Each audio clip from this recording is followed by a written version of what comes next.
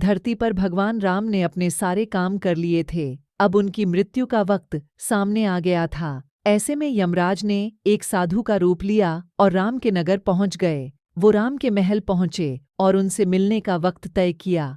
फिर वो श्री राम से मिले और उन्होंने उनके बीच होने वाली बातों को सबसे छुपाकर रखने की शर्त रखी। साथ ही यह भी कहा कि अगर हम दोनों की बातों के बीच कोई भी आएगा तो दरवाजे पर खड़े द्वार रक्षक को मृत्युदंड दिया जाएगा। श्री राम ने साधु रूप धारण किया, यमराज की बात मान ली और हनुमान जी के न रहने के कारण राम ने भाई लक्ष्मण को द्वारपाल बना दिया। फिर यमराज अपने असली रूप में आए और बोले, भगवान, आपका पृथ्वी पर जीवन पूरा हो चुका है।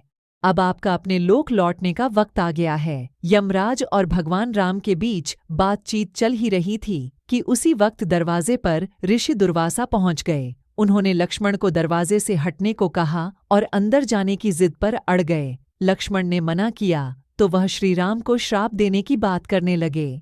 लक्ष्मण काफी परेशान हो गए। अगर श्री राम की बात नहीं मानी तो उन्हें मरना होगा और अगर ऋषि की बात नहीं मानी तो श्री राम को श्राप लगेगा। इस स्थिति में उन्होंने एक मुश्किल फैसला लिया और ऋषि को अंदर जाने दिया। बातचीत के बीच ऋषि को देख भगवान श्री राम चिंतित हो गए कि अब उनको लक्ष्मण को मारने की सजा देनी होगी।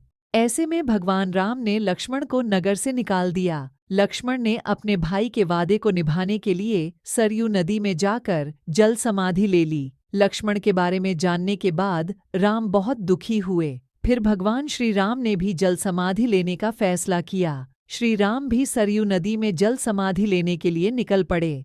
उस वक्त वहां भरत, शत्रुघ्न, हनुमान, सुग्रीव और जामवंत भी मौजूद थे। देखते ही देखते भगवान श्री राम सरयू नदी में समा गए। कुछ ही देर बाद नदी के अंदर से भगवान अपने विष्णु रूप में सबके सामने प्रकट हुए। उन्होंने अपने भक्तों समेत वहां मौजूद हर किसी को दर्शन दिए। इस तरह भगवान राम धरती पर अपने जीवन को पूरा कर स्वर्ग लौट गए।